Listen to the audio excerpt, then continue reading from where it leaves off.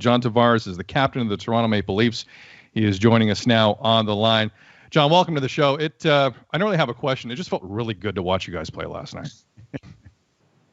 Yeah, it felt really good to play. So, obviously, I think probably still sinking in for a lot of people, I think around the world in society, just what we're dealing with. But at the same time, we're all adapting and make the best of it. And certainly for our game and the league, our sport, we're trying to do the best we can. So, yeah, to be able to compete again and play, have a chance to complete this season and obviously to play for the Stanley Cup is always special regardless of the circumstances, even as tough as they are. But so far, so good.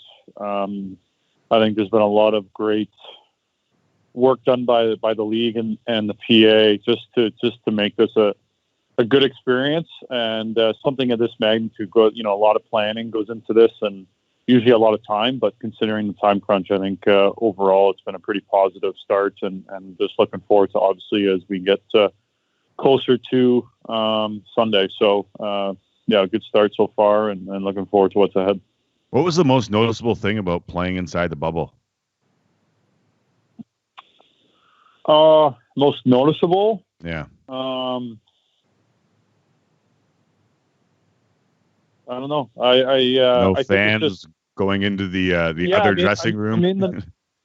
I've dressed in the other dressing room before, so that wasn't as big of a deal for me as maybe some guys that have only played here. Also, I can't speak for other teams, but I think Montreal being in our locker room and seeing all photos and jerseys and logos of the Maple Leaf all around them, I think would be a little bit more kind of different. I mean, we experience being in road locker rooms all the time. So, and with the way the rink's set up, I think obviously the way you see it on TV, and even in the hallways and throughout the facility, it doesn't look like Scotiabank normally does. So, you really do get the feel that it's a neutral site, and that's the way it's been tried to be set up. So, and I think with everything else, you just know it's going to be different and something you've never experienced. So you just try to not really worry or focus too much about it. You just kind of try to go about your preparation and focus on what you need to focus on and just put your energy there. So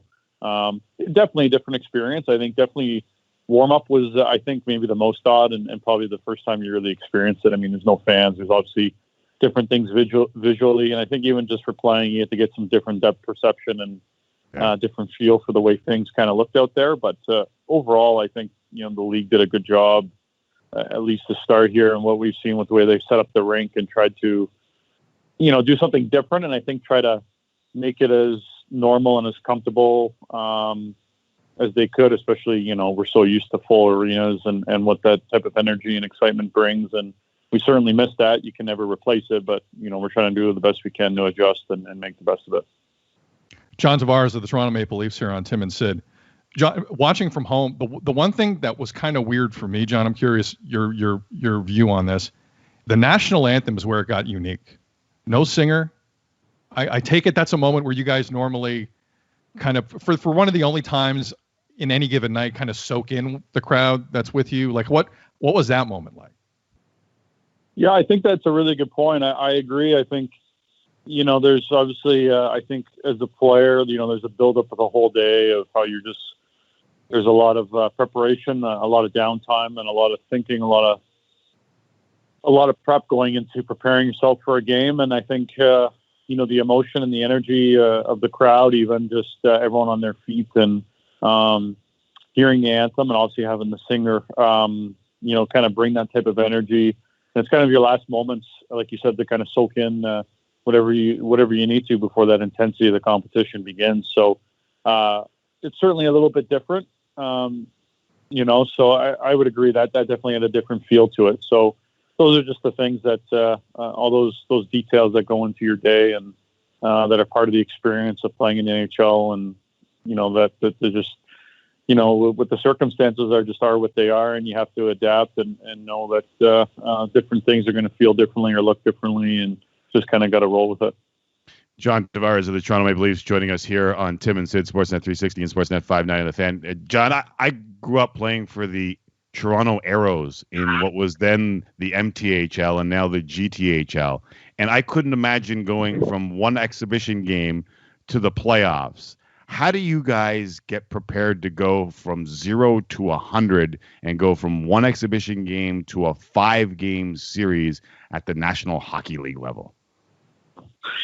Yeah, I think it's a question that I think probably everyone's trying to answer. This has really never been done before. So I think we're just trying to, I think since, really we got into the pause and as phase one started to progress, once we kind of settled into what we were dealing with and the first month was a lot just making sure everyone was okay and kind of, just trying to get a sense of the magnitude of this, that once return to play was starting to be talked about, I think the communication from the guys and the team has been tremendous, and just trying to, even at that point, just prepare from, reflecting on the season to that point to what might be ahead and the best way to prepare and, trying to have those communications with the team, trying to provide the best resources possible and continuing to build ourselves to give us the best chance for whatever was ahead. And I think that's what we've been trying to do, is just trying to maximize each day and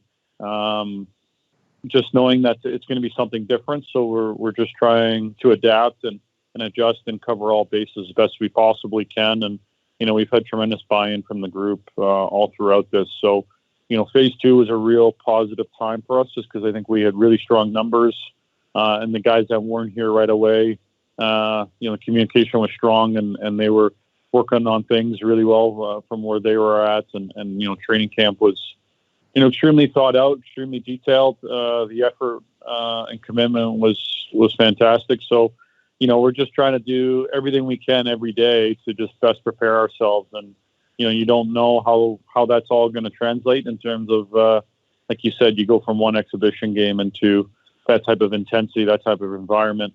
And a lot of your surroundings are going to be very different. So just trying to take it in stride and be ready for whatever's thrown at you. It's not a usual set of circumstances. So I think we're just excited. We put a lot of hard work in to have this opportunity.